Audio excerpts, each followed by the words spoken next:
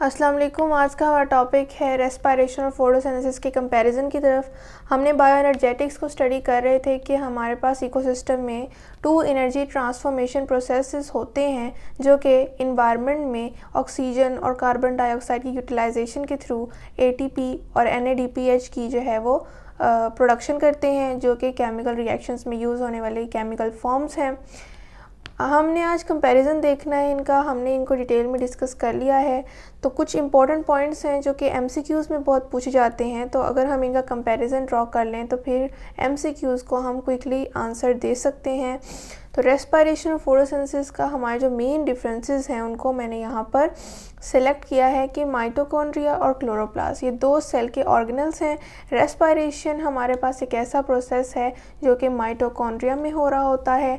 Mitochondria में glucose की breakdown होती है और हमारे पास एनर्जी जो है वो मसल्स जो है यूटिलाइज़ कर लेते हैं, और कार्बन डाइऑक्साइड जो है वो हमारे पास ब्लड में ट्रांसपोर्ट होती है बाय ब्लड कैपिलरीज, और वो लंग्स की तरफ जाती है और वहाँ पर उसकी ऑक्सीजन जो है वो उसमें वापस ऐड की जाती है, ऑक्सीजनेशन होती है और उससे दोबारा से वो ब्लड में एंटर होके हमारी पूरी बॉडी में सर्कुलेट करती है। तो फोटोसिंथेसिस हमारे पास जो जिस ऑर्गेनल में होता है वो क्लोरोप्लास्ट में। फोटोसिंथेसिस क्लोरोप्लास्ट में यानी प्लांट सेल्स में होता है, क्योंकि क्लोरोप्लास्ट एनिमल सेल्स में नहीं होता। क्लोरोप्लास्ट के हमारे पास थाइलाकॉइड मेम्ब्रेन पर कुछ पिगमेंट्स प्रेजेंट होते हैं, उस पर रिएक्शंस हो रहे होते हैं जो कि एटीपी की फॉर्मेशन कर रहे होते हैं और एनएडीपीएच की भी। रेस्पिरेशन में हमारे पास जो इलेक्ट्रॉन्स का सोर्स था और हाइड्रोजन का, डिफरेंट साइकिल्स में क्रेब्स साइकिल में हमने देखा और हमने रेस्पिरेटरी चेन में देखा जो हमारे पास प्राइमरी फ्यूल थे वो NADH और FADH2 थे, जिनकी हमारे पास नेट गेन भी डिफरेंट साइकिल्स के मुताबिक डिफरेंट था। हमारे पास NADH और FADH2 डिफरेंट साइकिल्स में as a source of electron और हाइड्रोजन इस्तेमाल किए जाते हैं, जबकि फोटोसिंथेसिस में जो हाइड्रोजन आयंस और इलेक्ट्रॉन्स का सोर्स था वो वाटर था, जिसमें फोटोलिसिस हुई थी। हमने देखा था कि फोटो सिस्टम 2 पर स्टार्ट होने से पहले जो है फोटो एक्साइटेशन से पहले वाटर की फोटोलिसिस हुई थी, और वाटर के ब्रेकडाउन होने के बाद क्या हुआ था कि इलेक्ट्रॉन्स ने जो हमारे पास वाटर के थ्रू रिलीज़ हुए थे वो होल्स को फिल करते हैं, जो कि फ़ोटो एक्साइटेशन की वजह से प्राइमरी इलेक्ट्रॉनिक सेप्टर की तरफ चले जाते हैं। फिर इलेक्ट्रॉन ट्रांसपोर्ट चेन की बात की जाए तो रेस्पिरेटरी चेन जिसे इलेक्ट्रॉन ट्रांसपोर्ट चेन कहा जाता है, उसमें क्या कॉन्फ़िगरेशन थी इलेक्ट्रॉन कैरियर्स की, जो कि इलेक्ट्रॉन ट्रांसपोर्ट चेन में इन्वॉल्व होते हैं for the configuration for electrons transformation. So coenzyme Q, उसके बाद cytochrome B, C, A and A3, ये एक सीक्वेंस है जिसके थ्रू हमारे पास इलेक्ट्रॉन्स मूव करते हैं, जो कि प्राइमरी सोर्स NADH से आते हैं। क्योंकि हम रेस्पिरेशन को डिस्कस करें तो ये पॉइंट भी हमारा क्लियर हो गया, और साथ ही साथ FADH2 भी शामिल होता है। हमारे पास NADH से 3 ATP के मॉलिक्यूल बनते हैं, जबकि FADH2 से 2 ATP के मॉलिक्यूल बनते हैं। और हमारे पास जो है अल्टीमेटली ऑक्सीजन जो फाइनल एक्सेप्टर है वो इन इलेक्ट्रॉन्स को इन इलेक्ट्रॉन कैरियर्स के थ्रू एक्सेप्ट कर लेता है और ऑक्सीजन और वाटर में कन्वर्ट हो जाता है। हमारे पास उसी तरह इलेक्ट्रॉन ट्रांसपोर्ट चेन जो फोटोसिंथेसिस के केस में हमने डिस्कस किया था लाइट रिएक्शंस में, उसमें हमने देखा था कि प्लास्टोक्वानोन, फिर साइटोक्रोम कॉम्प्लेक्स, प्लास्टोसायानिन और फेरिडॉक्सिन था।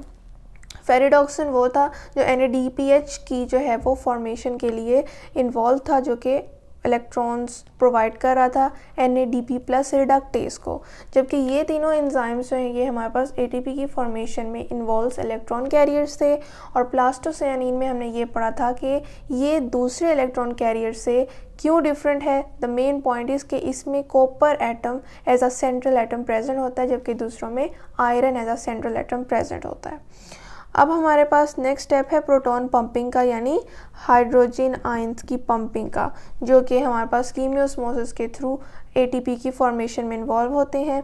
प्रोटॉन पंपिंग रेस्पिरेशन में अक्रॉस क्रिस्टी जो है वो हो रहे होते हैं। Cristae that is the inner foldings of mitochondrial inner membrane, और इनकी डायरेक्शन क्या होती है कि ये अक्रॉस द क्रिस्टी मूव करते हुए अगर एक्टिवली मूव करते हैं तो वो ल्यूमन ऑफ क्रिस्टी की तरफ मूव करते हैं, जिसे इनर मेम्ब्रेन भी कहा जाता है, स्पेस, इनर मेम्ब्रेनल स्पेस। और जब वापस पैसिवली बैक टू मूव करते हैं, जिनकी पोटेंशियल एनर्जी काइनेटिक एनर्जी में कन्वर्ट होती है, तो ये towards the mitochondrial matrix move करते हैं। थाइलाकॉइड मेम्ब्रेन के अक्रॉस फोटोसिंथेसिस के केस में प्रोटॉन पंपिंग होती है, जिसमें थाइलाकॉइड के ल्यूमन में जो है हमारे पास एक्टिवली हाइड्रोजन आयंस पंप करते हैं और पैसिवली बैक मूव करते हैं और अपनी पोटेंशियल एनर्जी को काइनेटिक एनर्जी में मूव करते हैं और आ जाते हैं स्ट्रोमा में।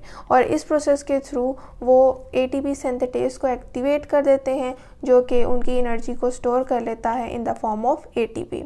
तो इस तरह प्रोटॉन पंपिंग के थ्रू फॉर्मेशन होती है एटीपी की बाय कीमियोस्मोसिस, एक ऐसा प्रोसेस जो कि लिंक्ड है with the electron transport chain.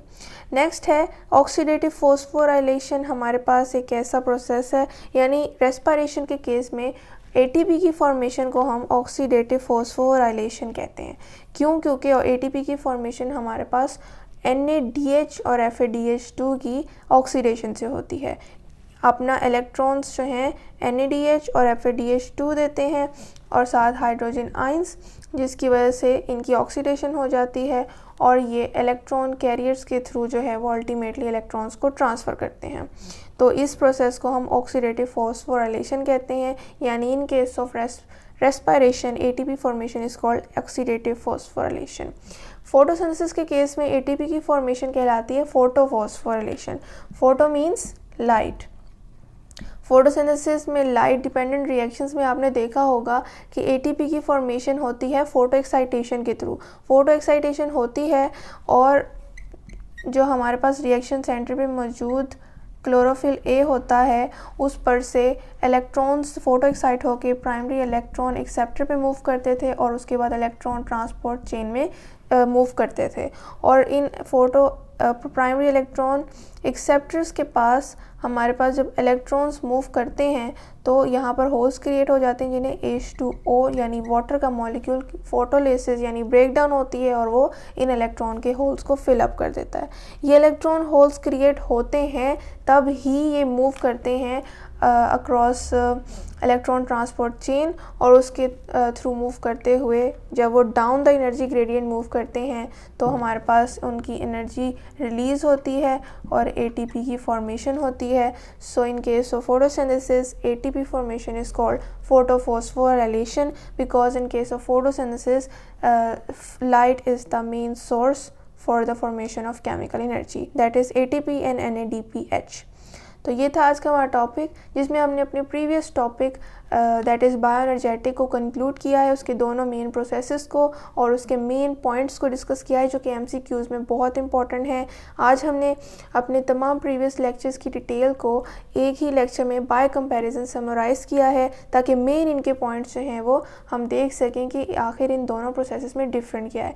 ये दोनों प्रोसेसेस आपस में इंटरलिंक्ड हैं। फोटोसिंथेसिस जो है वो एनर्जी बनाता है और रेस्पिरेशन के थ्रू ये एनर्जी यूटिलाइज होती है। तो यानी ये दोनों प्रोसेसेस इकोसिस्टम में at the same time simultaneously work कर रहे होते हैं। तो आई होप आपको आज की लेक्चर की समझ आई होगी। अगर कोई क्वेश्चन हो तो आप कमेंट में ज़रूर पूछें। मैं फिर बताती चलूँ कि आप मेरे channel daily dose of education को लाइक करें, शेयर करें और सब्सक्राइब करें और बेल आइकन पर क्लिक करके ऑल वीडियोज़ को सिलेक्ट करें, ताकि आपको नए आने वाली वीडियोज़ की नोटिफिकेशन मिलती रहे। शुक्रिया। अल्लाह हाफ़िज़।